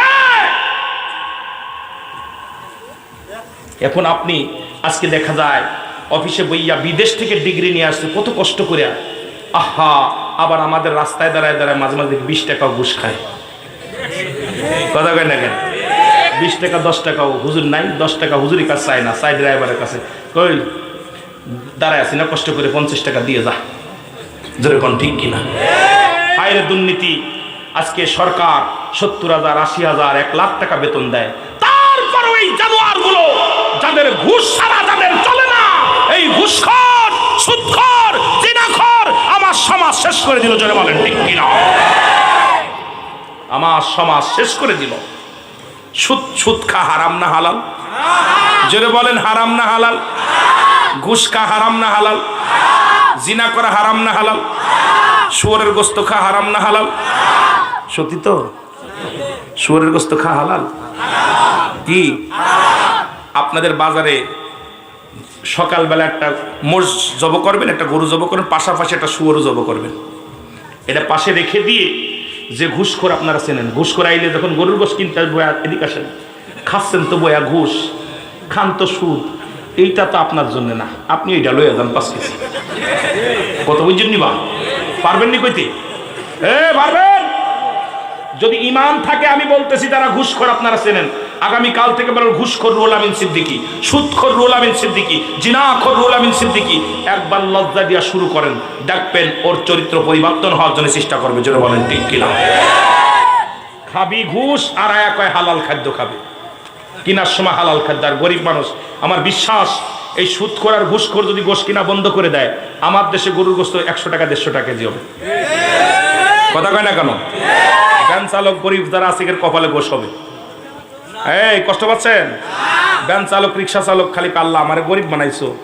এই গরিব হওয়ার কারণে ঘুষখোর দেওয়া 50 কেজি কেন, 50 এই কলিজাটা দিয়ে দিস, ব্যাগেরাম দিয়ে পাঠা, তাও নিজে করে না, কর্মচারী আছে না, কর্মচারীকে এই সারের 20 কেজি গোশ দিস, বালা দিকা সারের দিচ্ছে। আর গরিব মানুষ কিনতে এলে 1 পোয়া কিনতে এলে চায়া চায়া দেখি, আর কয়ে দেওয়া যাবে না 1 পোয়া সরব। হারাম করে না সব। আল্লাহর আদালতে কি জবাব দিবি? কি জবাব দিবি? কুল্লু নাফসিন যায়কাতুল মউত, সব প্রাণীর মৃত্যু স্বাদ গ্রহণ করতে হবে।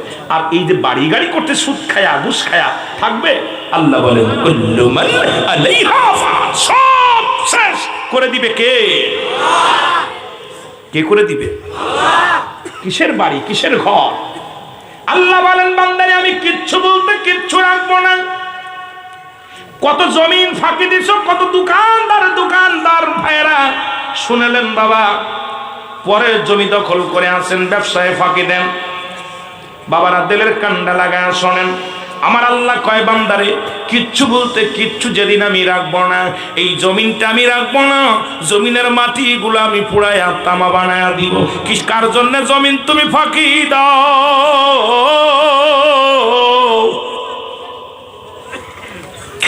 বান্দারে তুমি কার জন্য তুমি জিনা করলা?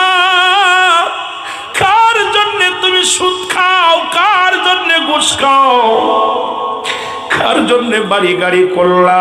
এই দুনিয়ার সম্পদ খাবে লোকে, তোমার দেহটা খাবে পোকে। তুমি যাদের জন্য চুরি করলা, কেউ তোমার পাপের বাগদা নিবে না, ছেলে নিবে না, সম্পদের ভাগ ঠিকই নেবে রে, বাড়ির ভাগ নিবে, গাড়ির ভাগ নিবে, আপনার একটা পাপের ভাগ কেউ নিবে না।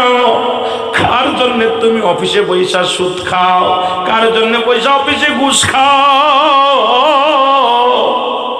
আরে ঘুষ খায়া বাড়ি করলা, ঘুষ খাইয়া তুমি বাড়ি করলা, গাড়ি করলা, এই সব কিছু ফেলে দিয়ে তুমি চলে যাওয়া, কিচ্ছু বলতে কিচ্ছু যেদিন থাকবে না। আল্লাহ কয় বান্দারে কুল্লামান আলাইহা ফান, সব কিছু শেষ করে দিবে আমার আল্লাহ। এই জমিনটা পুরায়া তামা বানায়া দিবে আমার আল্লাহ। এই জমিনের মধ্যে যত পানি আছে সমস্ত পানিগুলো পুরায়া ছাই বানায়া দিবে আমার আল্লাহ। যেদিন কিচ্ছু বলতে কিচ্ছু থাকবে না, সেদিন থাকবে শুধু আমার আল্লাহ। আল্লাহ থাকবে আমার নবীর ভালোবাসা নিয়ে। জোরে জোরে চিল্লায় বলা যাবে না মারহাবা। রে আমরা গুনাহগার গো নবী, আমরা গুনাহগার বলো, আমরা গুনাহগার গো নবী, এ নবী গো আমরা গুনাহগার বলো। সালাত সালাম জানাই, সালাত সালাম জানাই আপনার পরে। নবী গো আমরা গুনাহগার বলো, আমরা গুনাহগার গো নবী, আমরা গুনাহগার বলো। গরে ও নবী গো, ও নবী ও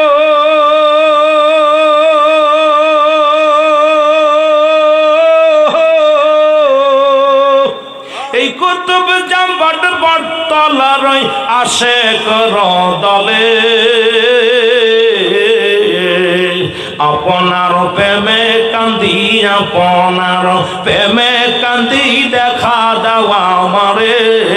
ও নবী গো আমরা, আরো জোরে বলেন আমরা গুনাহগার গো নবী, আমরা গুনাহগার হে নবী, আমরা গুনাহগার গো নবী। ও নবী গো ও নবী ও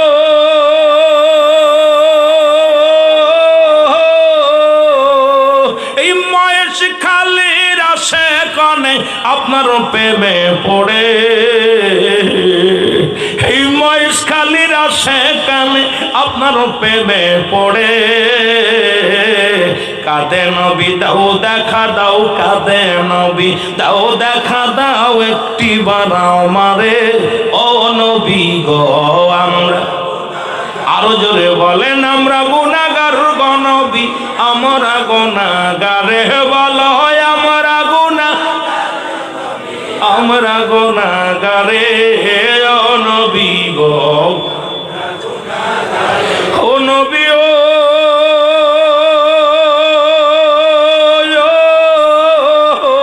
দাও দেখা দাও দয়াল নবী, একটি বার আমারে।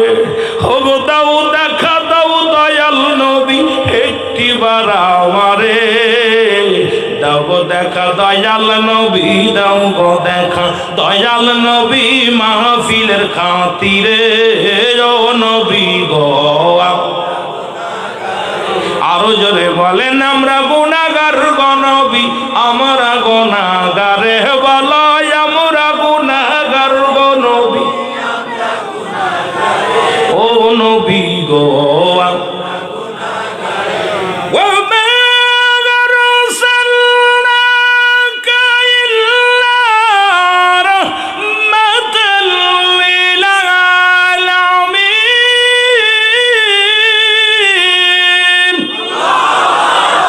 নবী গো আপনি তো রহমত, রহমতের বিয়ালা দিয়ে আপনারে পাঠাইছি। আল্লাহ হলেন রব্বুল আলামিন, আপনি হলেন রাহমাতাল লিল আলামিন। আপনার দয়া ছাড়া বাঁচার উপায় নেই, আপনার করুণা ছাড়া বাঁচার উপায় নেই। আমরা আশিকদেরকে খালিয়াতে ফিরাই দিও না আমার আল্লাহ, আমার নবীর খাতিরে জোরে বলো মারহাবা। মুহাব্বতের সঙ্গে দুরূদ শরীফ পড়েন আল্লাহুম্মা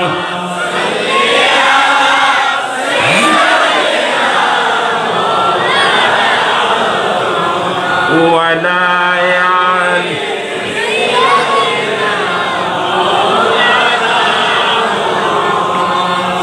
প্রাণটা ভরে গেছে দুরূদ শরীফ পড়া শুনে।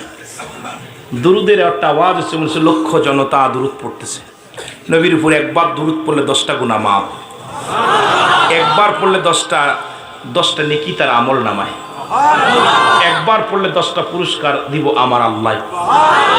নবীর উপরে দুরুদ পড়লে খুশি ফেরেশতা, নবীর উপরে দুরুদ পড়লে খুশি হয় আমার আল্লাহ, নবীর উপরে দুরুদ পড়লে খুশি হয় আমার নবী। সুবহানাল্লাহ, আরো জোরে। এই জন্য আপনাদের কাছে একটা প্রশ্ন করবো, ওয়াজ কিন্তু রেখে গেছি ওই যুবকের দিকে, কথা মনে থাকতো নি, বুইলা গেলে আপনাদের লস। আমি কিন্তু বুইলা যাইতেছি না, তবু অনেক ওয়াজ বাইরে করছি, অনেক দিকে চলে যাচ্ছি। তো নবীজি যে কাজ করলে আমার আল্লাহ খুশি হয়, সেই কাজ করলে বর্তমান যুগের কিছু মৌলবীরা বেজার হয়। আমি আপনাদের কাছে জানতে চাই, আপনি কি আল্লাহরে খুশি করবেন না মৌলবীরে খুশি করবেন? মৌলবী ভাল লাগে না, ইমামতি ছেড়ে চলে যা, যেরকম ঠিক ভালো লাগে না, ইন্ডিয়া চলে যা। কিন্তু যে কাজ করলে আমার নবীজি খুশি হয়, সেই কাজ করলে বর্তমান কিছু আলেমরা বেজার হয়। আপনাদের কাছে জানতে চাই, নবীরে খুশি করবেন না আলেমরে খুশি করবেন? ভালো তো কথা কইতে নেই। এখন আলেমদের মধ্যে একদল বেঈমান আছে, আল্লাহ কমিনান নাস, মানুষের মধ্যে মায়া করো, তারা বলবে আমান্না, তারা ঈমান আনছে বিল্লাহি, আল্লাহর প্রতি, ওয়া বিল ইয়াউমিল আখির, আখিরাতের প্রতি বিশ্বাস স্থাপন করছে। আমা হুম বিমুমিনিন, আল্লাহু আকবার বলেন। আল্লাহ বলে হাবিবরে একদল বেঈমান আপনার কদমের মধ্যে যাবে, ওরা বলবে আমরা ঈমানদার। নবীর কদমের মধ্যে বেঈমানগুলো যেত। আমাদের মধ্যে এরকম কিছু সুন্নি আছে, কথা বুঝেননি, আসি নাই যে বলবো বল না, এরা যখন অনেক সময় অনেক সুরত ধরে দেখা যায়, সুন্নিদের ভিতরে আইলে কয় আমি কড়া সুন্নি, আবার যখন বাতিলদের ভিতরে যায় কয় বধুর মিয়া, আমি তো গেছিলাম একটু ওদের ঠাট্টা মারতে, জোরে কথা বলতে নিবা। এই মুনাফিকরা তৎকালীন জামানায় ছিল, এখনো আছে, জোরে বলেন ঠিক কিনা? নবীজিকে খুশি করার জন্য যে কাজ করলে ফেরেশতারা খুশি হয়, সেই কাজ আমরা বেশি করব। যে কাজ করলে নবী খুশি হয়, সেই কাজ আমরা বেশি করব। যে কাজ করলে আল্লাহ খুশি হয়, সেই কাজ আমরা করব। আপনাদের যে চট্টগ্রামে হাটাজারি মাদ্রাসা আছে, ঠিক কিনা? ওই মাদ্রাসা একটা কিতাব পড়ানো হয়, কিতাবের নাম হলো ফতুয়ায়ে দেওবন্দ। নাম কি? ভালো করে লেখেন, এই জামিয়ার ছাত্ররা যারা আছি তোরাও লেখেন আব্বা, কাজে লাগবে। যেহেতু আমরা আলিয়ার মাদ্রাসার ছাত্র, তো ওই কমি মাদ্রাসায় আমি গুণাগার লেখাপড়া করেছি, একটু মোটামুটি আর কি জানি যেটা। তবে ডিগ্রি নিশ্চয়ই 2-4টা আছে আর কি। তবে আমার ডিগ্রি মূল্যায়ন না, আপনাদের দোয়া।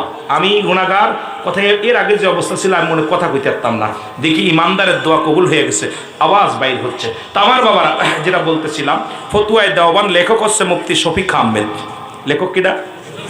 শফিক আহমেদের লেখা ফতুয়ায়ে দেওবন্দের 2য় খণ্ড 24 নম্বর পৃষ্ঠা। কত নম্বর পৃষ্ঠার মধ্যে? পৃষ্ঠা বলে গেছি। এই পৃষ্ঠার মধ্যে দেওবন্দের লেখা, মুফতি শফিক আহমেদের লেখা, যেটা হাটাজারিতে পড়ানো হয়, বাংলাদেশ দেওবন্দ মাদ্রাসায় পড়ানো হয়, বাংলাদেশের সমস্ত কমি অঙ্গনে পড়ানো হয়। এই কিতাবের মধ্যে বলতেছে রাসূলের উপরে দুরূদ ও সালাম পাঠ করা মুস্তাহাব আমল, একবার পড়া ফরজ, একাধিকবার পড়া আপনার সুন্নাত, যতবার পড়বে নফল ইবাদত হিসেবে গণ্য হবে। জোরে বলা যাবে না, নকিবত মুস্তাহাব আমল হিসেবে গণ্য হবে। একটা কিতাবে দেখাও নবীর উপরে দুরূদ পড়া হারাম, জীবনের একবার পড়বো না, একবারও পড়বো না।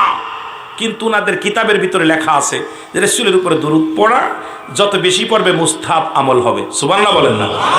আবার তাবলিগ জামাতের ভাইরা যারা আছেন, আমি তাদেরকে বলবো, যারা তাবলিগ করেন, আপনাদের একটা কিতাবের নামই হলো আপনার কি ফাজাইলে দুরূদ। কিতাবের নাম কি?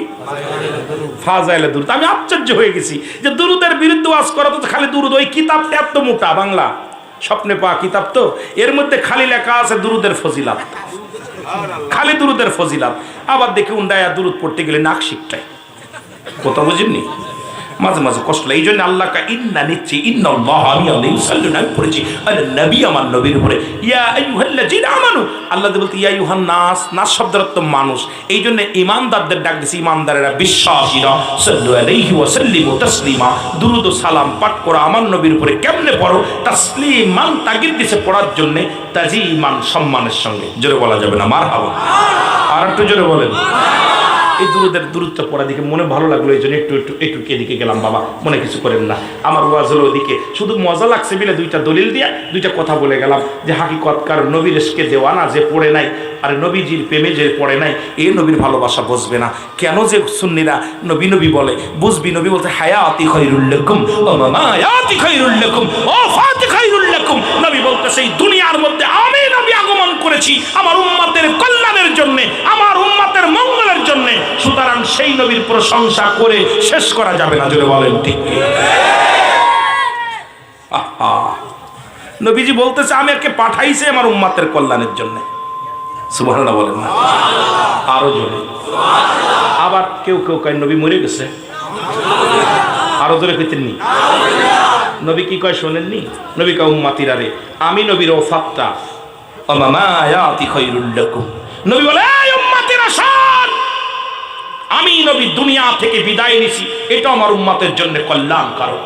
কারণ পৃথিবী থেকে আমি নবী ঘুমাইছি, বিদায় নিছি আমার উম্মাতের জন্য কল্যাণ স্বরূপ। যে উম্মাত পৃথিবীর মধ্যে কোনো ভালো কাজ করে আমি আল্লাহর দরবারে প্রশংসা করি, আল্লাহ অমুক গিরাম অমুক চেয়ারম্যান সাহেব শফিউল আলম সাহেব অমুক মিয়া আল্লাহ তোমার জিকির করে, আল্লাহ আমার দুরূদ পড়ে, আল্লাহ সে কি করে নামাজ আদায় করে, সত্য পথে চলে, আমার নবীজি প্রশংসা করে, আল্লাহ আমার উম্মাতেরা কত সুন্দর ইবাদত করে, নবীজি খুশি হয়ে যায়। আবার নবী বলতেছেন যদি কোনো উম্মাত গুনাহের কাজ করে সঙ্গে সঙ্গে আমি নবী অমুক গ্রামে অমুক ব্যক্তি গুনাহ করেছে তার তরফ থেকে আমি আল্লাহর দরবারে ইস্তেগফার করি, ক্ষমা চাই আল্লাহর দরবারে। এমন একজন নবীর কাছে এমন নবীর উম্মাত হয়েছি যে ভুল করে উম্মাত ক্ষমা চায় আমার নবী, অন্যায় করে ছেলে মাফ চায় বাবায়, অন্যায় করে গ্রামের ছেলে মাফ চায় চেয়ারম্যান মেম্বার যাইয়া, এমন নবীর উম্মাত হয়েছি। ভুল করি আমি মাফ চাই নবী, এই নবীর পক্ষে থাকার দরকার আছে কিনা? আমার মনের জল্পনা কল্পনা নবী যাব আমি সোনার মদিনায়, বলো যাব আমি সোনার মদিনায়, আরো জোরে বলেন যাব আমি সোনার মদিনায়। আমার মনের জল্পনা কল্পনা নবী যাব আমি সোনার মদিনায়।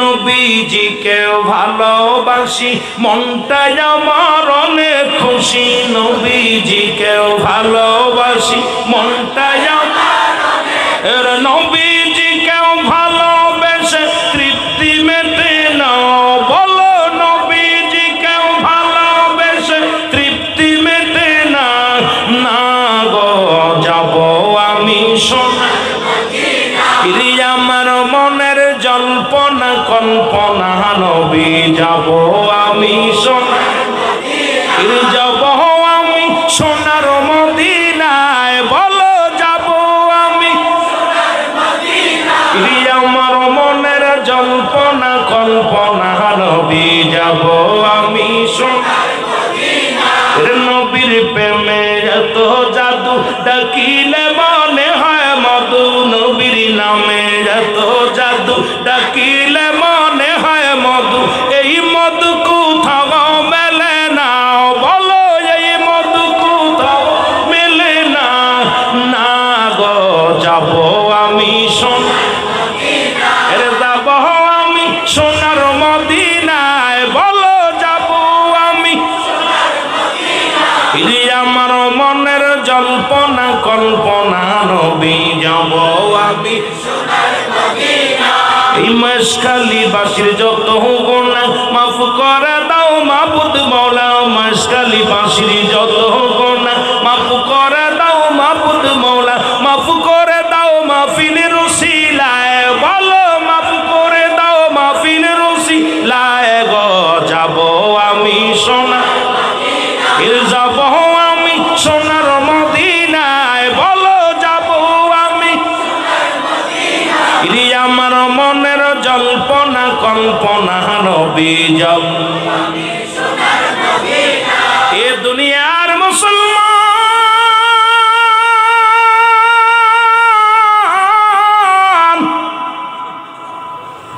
যুবক ডাকতে বলে হুজুর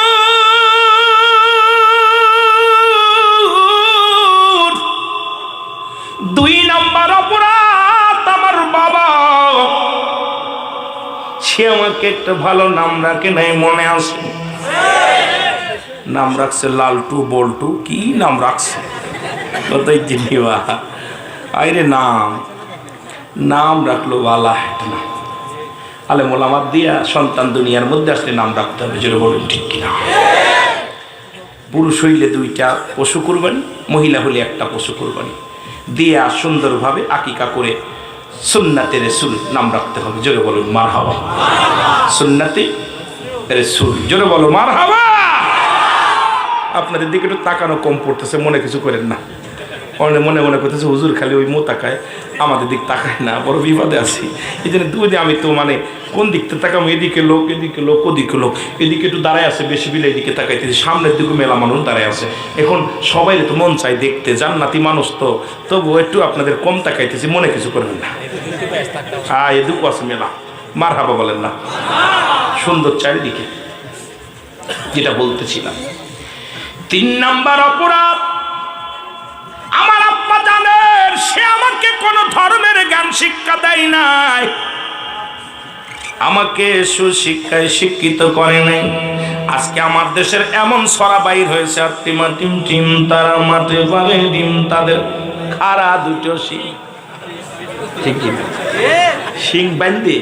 আমরা ছোটবেলা পড়েছি, আল্লাহ তুমি রিজিক দাতা নাম তাই রাজা, সব প্রাণীকে দাও রুজি দাও তাই খরা, তোমার তরিফ তোমার গানে জেগে ওঠে বরবে আনে, বিলে চিলে মাঠে রুজি পায় যে পাখির ঝাঁক, মৌমাছিরা গুনগুনিয়ে যায় যে কাজে গান শুনিয়ে, পিঁপড়া পায় খুঁজে আহার কঠিন শ্রমে ময়দানে। আর এখন লেখা দেখি বইয়ের মধ্যে, সেরা কেমনে সেরি হয়ে যায়, ধরে কোন ঠিক কিনা। এই জাতিরে কি শিখাইতেছে রে? আজকে আমার বিদেশিদের চেলা, আমার দেশের যত নেতা কর্মী আছো ভালো করে কান করে শোনো, আমি গুনাহগার বলে যাই, কারণ আমার জাতিকে আজকে মূর্খ বানানোর জন্য ইহুদি খ্রিস্টানদের চক্রান্ত। তারা জানে যদি ইসলাম সম্পর্কে জেনে যায় ছেলেরা, ইসলামের ভেদ যদি জেনে যায় ছেলেরা, এদের ঈমান নষ্ট করা যাবে না। ঈমান নষ্ট করতে হলে এদের বইয়ের মধ্যে লাগাইতে হবে, হাতে মাটিম টিম তারা মাঠে পারে তাদের খারাপ 2টো শিং। মুসলমান শুনে নাও, বন্ধুগণ শুনে নাও, বিয়ে আবার আমাদের দেশে মুস্তাক আহমেদ না কি যেন একটা বিয়ে করছে, বাল্য হাঁটুর বয়সী এক মেয়ে। আমি তার কোনো দুর্নাম দিতে চাই না, তবে আমার কথা শোনো। আরে বিয়ে করছো ভালো করছো বাবা, এটা গোপনে রাখো, পরে দেখানোর কি আছে। তোমার বউ যারা দেখতে সবাই নজর দেশে, তুমিও জাহান্নামে যাবা, তোমার বউটাও জাহান্নামে যাবে, আমাদের কেউ জাহান্নামে নিবা, জোরে বলেন ঠিক কি। এরে তোমার আমি ফতোয়া দিই, তুমি ওর চাইতে আরো ছোট মেয়ে বিয়ে করো, জায়েজ আছে। আর নবী বিয়ে করলো, প্রথম নবীর বয়স যখন 25, মা খাদিজার বয়স তখন 40। কারণ ইসলামের বিধান নবীজি শিক্ষা দিয়েছে, আমি তোমার ইসলাম বিরোধী কোনো কাজ করো নাই, আমি তোমাকে স্যালুট দিই। আবার নবীর বয়স যখন 53, বিয়ে করছে 6 বছরের মেয়ে আম্মা জান আয়েশা সিদ্দিকাকে। ইয়া দ্বারা প্রমাণ করে দিয়েছে নবী, তোমার স্বামী যদি বয়সে ছোট হয় কখনো তাকে তুমি অবহেলা করো না, তোমার স্বামী যদি বয়সে বড় হয় তাকে তুমি কখনো অবহেলা করো না। এই জন্য নবীর বয়স যখন 25, মা খাদিজার বয়স তখন 40, নবীর বয়স যখন 53, আম্মা জান আয়েশার বয়স তখন 6 অথবা 7, 9 বছর বা 7 বছরে হয় বাসর। আরে মুস্তাক কাটা, তুই বিয়ে করছিস ভালো করছিস, জায়েজ কাজ করছিস, অন্যায় করিস না, তাই বলে তোর বর এই চেহারা দেখানোর মানুষের অধিকার নাই। তুই নিজেই জাহান্নামী, সমাজকে জাহান্নামী করিস, তোর মতো লেখক, তোর মতো কবের এই জাতিকে নষ্ট করে, জোরে জোরে বলেন ঠিক কিনা। কথা বুঝেন? প্রায় সময় ফেসবুকে দুজন ডলার ডলি গুলো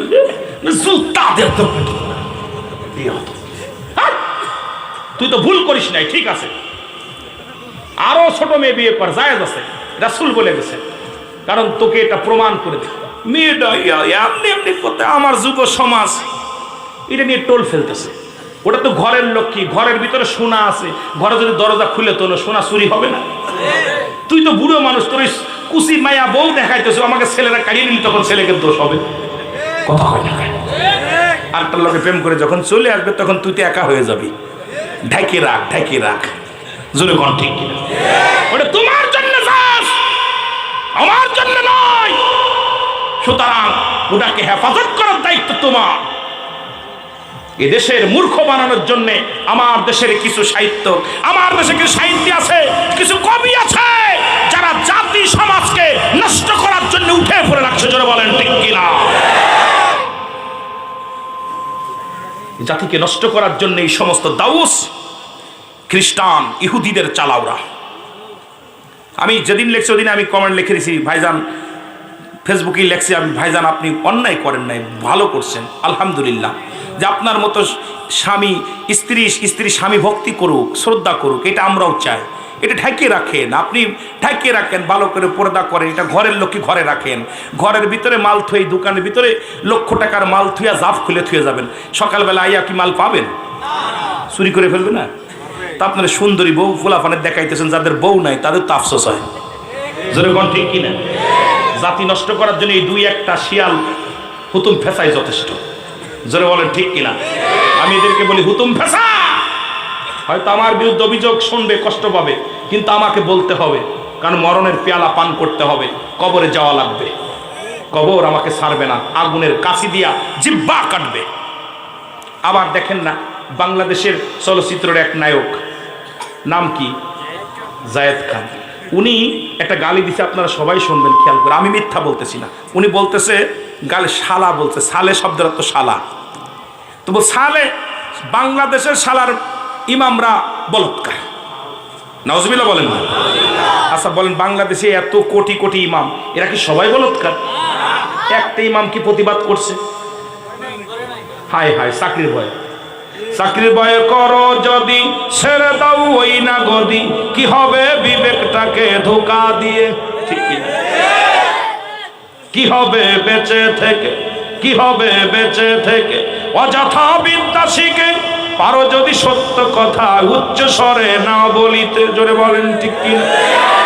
মসজিদের কোণে বসে জেকের যত করই কষে, এভাবে যাই না পাওয়া আল্লাহকে, কি হবে বেঁচে থেকে, কি হবে বেঁচে থেকে, অযথা বিদ্যা শিখে যদি পারো না, যদি নাহি পারো উচ্চ স্বরে না বলিতে। জোরে বলেন ঠিক কিনা? কি হবে নেতা হয়ে জনবলে ঘাড় ফুলিয়ে, রাজপথ গরম দেখে যদি থাকো ঘরে শুয়ে, আজরাইল আসবে যবে মাটিতে পড়ে রবে। ঠিক কিনা? কি হবে আকাশ ছোঁয়া বাড়ি গাড়ি, কত মানুষ না খাইয়া পারো পারে দিচ্ছে বাড়ি। ঠিক কিনা? আজরাইল আসবে যবে মাটিতে পড়ে রবে, কোনো কাজে লাগবে না হয়ে দালানটাকে। কি হবে বেঁচে থেকে, আরো জোরে বলেন, কি হবে বেঁচে থেকে, অযথা বিদ্যা শিখে যদি না করতে পারস। ঠিক কিনা? কি হবে যুবক নামের বোঝা হয়ে এই দেশেতে। ঠিক কিনা? বারে বারে ক্ষমতাটা যদি যাই গো নারীর হাতে, এর শেষে যে গুজে বিলেনের সঠিক পথে দিয়ে দাও অভিনয়ে জীবনটাকে। কষ্ট পায় হে পুরুষেরা, এগুলো কি মহিলা না পুরুষ? এখন পৃথিবীটা, বাংলাদেশ অল পৃথিবী হলো পুরুষ নির্যাতিত দেশ, পুরুষ নির্যাতিত দেশ। অল পৃথিবী, খালি আমার দেশ না, অল পৃথিবী এখন পুরুষ খেলার পুতুল হয়ে গেছে, খেলার পুতুল। ইসলামের বিধান অনুযায়ী ওলামা একরাম যারা আছেন, একটা মেয়ে কখনো তার স্বামীকে তালাক দিতে পারে না। স্বামী ইচ্ছা করলে তালাক দিতে পারে, কিন্তু আমার দেশে নিয়ম ভিন্ন। আপনার বউ যতই নির্যাতন করুক, আপনি তালাক দিতে পারবেন না। বউ যদি চলে যায়, ও যদি উল্টে আপনার নামে মামলা দিলে 32 বছর জেল। আপনি ছাড়লেই বিপদ, কিন্তু সে ছাড়লে কোনো বিপদ নাই। এটা কি নির্যাতিত, কি পুরুষ নির্যাতিত? জোরে বলেন ঠিক কিনা? চেয়ারম্যান মেম্বার বিচার করবো কি, ওর করবে চেয়ারম্যানের শুদ্ধ জেলে। জোরে বলেন ঠিক কিনা? ইসলামের বিধান মানবেন, কোরআন মানবেন না। এই চট্টগ্রাম থেকে, এখান থেকে ইসলামের আইন চালু হবে ইনশাআল্লাহ। যেভাবে আমার সুন্নি জনতা উঠছে, জেগে উঠছে, আর ঘুমানোর সময় নেই। আমাদেরকে রাসূলের প্রেম অন্তরে ধারণ করে আগাইতে হবে। জোরে বলেন ঠিক কিনা? মনে থাকবো, মনে থাকবো না ভুলে গেছেন? একটু মহব্বতের সঙ্গে দুরূদ শরীফ পড়েন। আল্লাহুম্মা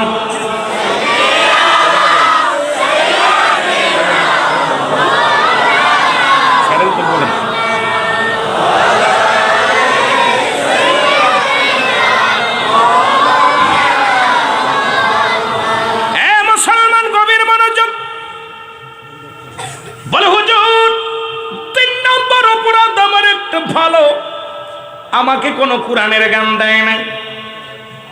আমিনুল মুমিনিন,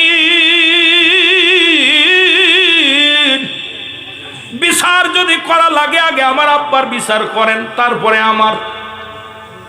অন্যায় করছে কে? বাবা। খলিফা হযরত উমর ফারুক তরবারি নিয়ে সামনে আগায় আসলেন। বিদ্যা বলে, আমিনুল মুমিনিন, আমাকে এত বড় অপরাধের পরে বুঝার সুযোগ দিছেন, একটু দয়া করেন, তওবা করে দেন, আমারে তওবা করে দেন, আল্লাহ যেন আমারে ক্ষমা করে দেয়। হযরত উমর ফারুক বাবা সন্তানকে তওবা করে দিলেন। এ মুসলমান শোনো, আমি আপনাদেরকে বলে যাই, এই সন্তানের কারণে অধিকাংশ বাবা মা কিয়ামতের ময়দানে জাহান্নামে চলে যাবে। ওই হাসরের ময়দান যেদিন বিচারের কাজ করায় দাঁড়ায় যাব গো,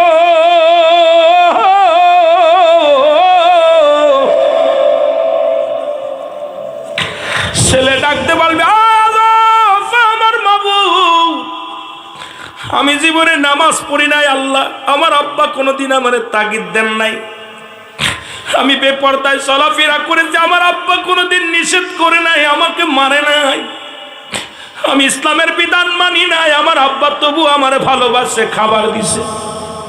ওই সন্তান বাবা মায়ের বুকের মধ্যে লাথি মেরে দিবে, কলিজার মধ্যে লাথি মেরে জাহান্নামে চলে যাবে। আমার আল্লাহ ডাকতে বলবে, ফেরেশতারা রে, যে সন্তান তার বাবার বুকে লাথি মারছে, ওই সন্তান শুধু তাকেও তুমি জাহান্নামের ভিতরে ঢুকায়া দাও।